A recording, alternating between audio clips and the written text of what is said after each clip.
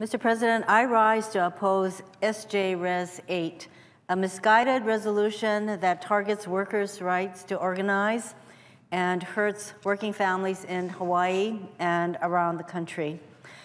Union election rules haven't been updated since the 1970s. The National Labor Relations Board, or NLRB, is trying to bring union election rules into the 21st century. But today's Senate resolution will block the NLRB's common sense updates. The right to organize is a crucial part of our democracy. Unions have helped build the middle class in Hawaii and nationwide.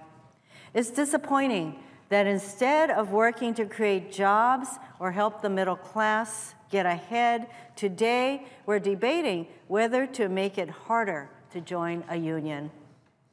Workers wishing to join a union already face many barriers. For example, companies have significant opportunity to make their case to employees about why they should oppose a union. Meanwhile, unions are not allowed to visit the worksite to make their case for joining a union. And they do not have access to modern contact information like emails and cell phones, unbelievable as that may sound, to contact workers. In addition, companies can delay union elections with what amounts to frivolous litigation and appeal after appeal. Nationwide, in contested cases, workers already have to wait an average of 4 months, to vote whether to join a union. While most employers in Hawaii want to support their workers, there have been those rare cases of companies exploiting the current system to prevent workers from having a voice in the workplace. Let me tell you about a situation that happened in Hawaii where workers had not been given a raise in 6 years. They asked a local union for help in organizing their union.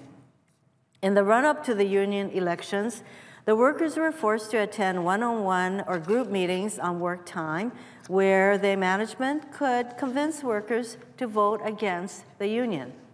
This company hired a private security firm and posted security guards outside the voting area during the vote.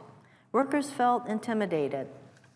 The company appealed the election results and NLRB rulings over and over again, adding delay after delay and revote after revote.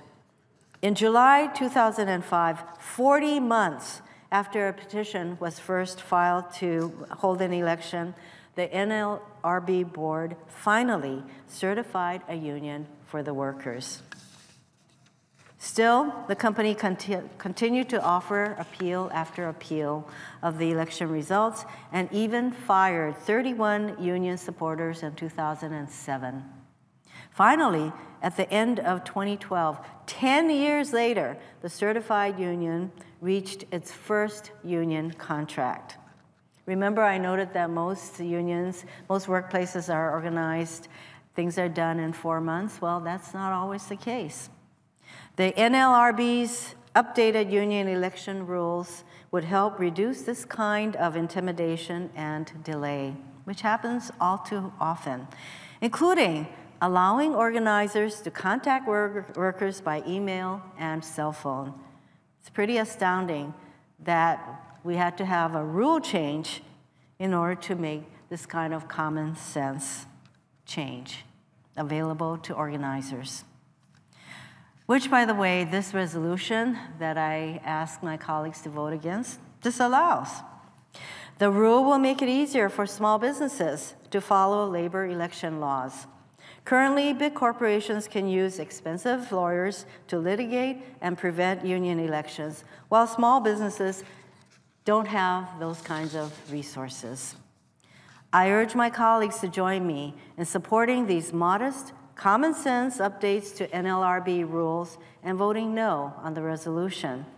Let's stand with working men and women in this country and support the middle class. I want to end with a quote from one of our labor organizers and leaders in Hawaii, Hawaii Laborers Business Manager Peter Ganaban. In a recent piece in Pacific Business News, Mr. Ganban explained that, quote, Hawaii's union climate is an extension of our local culture of helping each other and caring for our communities, end quote. Allowing workers a fair choice and a fair chance to join a union is the least we can do for our workers and the middle class. I yield my time.